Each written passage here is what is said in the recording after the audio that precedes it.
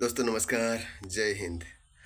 दोस्तों बात करेंगे 18 महीने का बकाया डीए 34,400 करोड़ क्या सरकार देगी एक मुश्त भुगतान करेगा।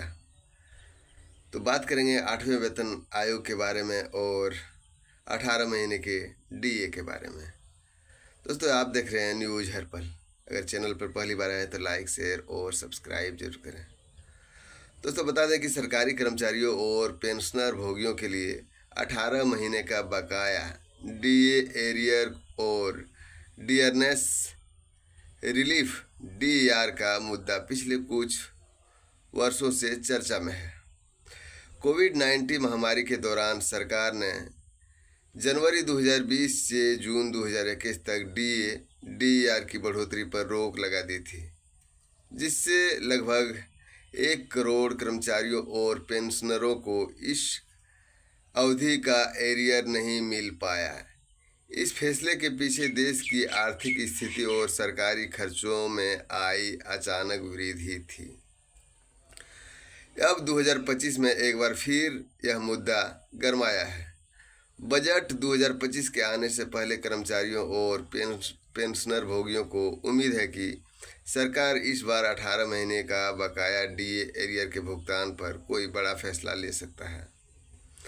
कई कर्मचारी संगठन लगातार अपनी मांग सरकार के सामने कर रहे हैं कि उन्हें हक मिलना चाहिए। दोस्तों हम बता दें कि 18 महीने का बकाया डीए एरियर क्या है, किसे मिलेगा, कितना पैसा मिल सकता है, भुगतान की प्रक्रिया क्या होगी और सरकार की ओर से क्या अपडेट आया है। दोस्तों 18 महीने का डीए एरियर क्या है पूरा मामला। कोविड-19 महामारी के दौरान केंद्र सरकार ने जनवरी 2020 से जून 2021 तक के 18 महीने के डीए और डीआर में बढ़ोतरी की फ्रीज कर दिया था। इसका मतलब है कि इस दौरान जो 3 बार डीए डीआर बढ़ना था वह नहीं बढ़ाया गया।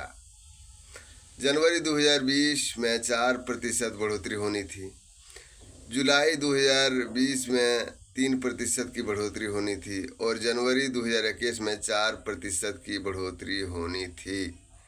दोस्तों इन तीनों बढ़ोतरी का लाभ कर्मचारियों और पेंशनर भोगियों को नहीं मिला।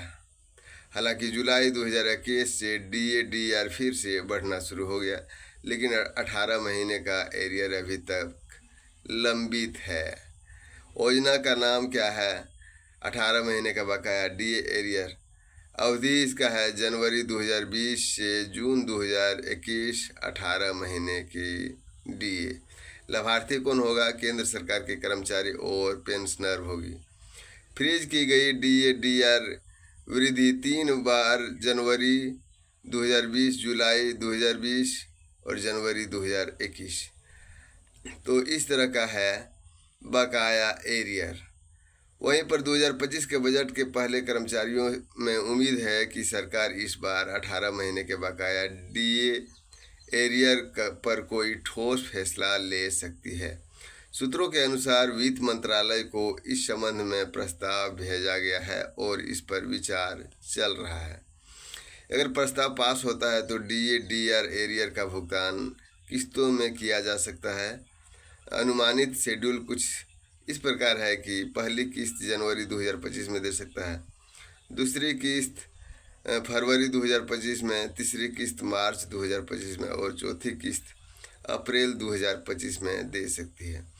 कर्मचारियों को जनवरी 2025 से लागू की गई नई डीए दर के साथ साथ बकाया एरियर भी मिलने की संभावना है। कितना मिलेगा पैसा? बता दें कि डीए डीआर एरियर में को गणना मूल वेतन और डीए की बढ़ोतरी दरों के आधार पर की जाती है।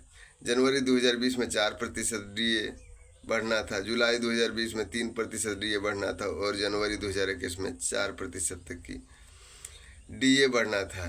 इन तीनों वृद्धि को जोड़कर कुल एरियर निकाला जाता है। वहीं पर बता दें कि सरकार डीए डीआर एरियर का भुगतान किस्तों में करने का विचार कर रही है। पहली किस्त जनवरी 2025 में मिलने की संभावना है। इसके बाद हर महीने एक एक किस्त मिल सकती है। भुगतान सीधे कर्मचारियों के बैंक खाते में दिया जाएगा।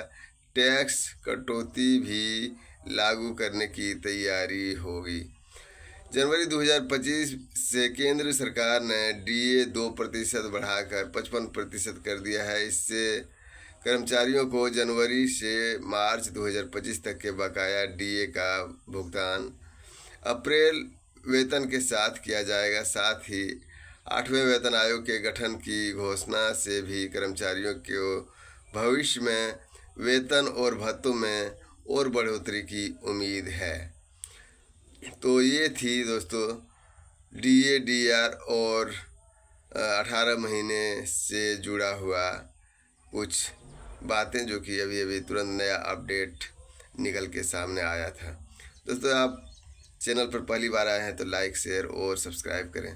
दोस्तों वहीं पर बात करें मैन मीडिया जो है आज तक का अंजना ओम कश्यप या श्वेता तिवारी जैसे बड़े पत्रकार भी सरकार के खिलाफ बोलने से कतराती है। मैं समझता हूँ कि कर्मचारियों की मांग उठाना चाहिए, क्योंकि वो बड़ा चैनल है, बड़ा मीडिया है, उसकी आवाज़ सरकार के कानों तक पहुँचती है।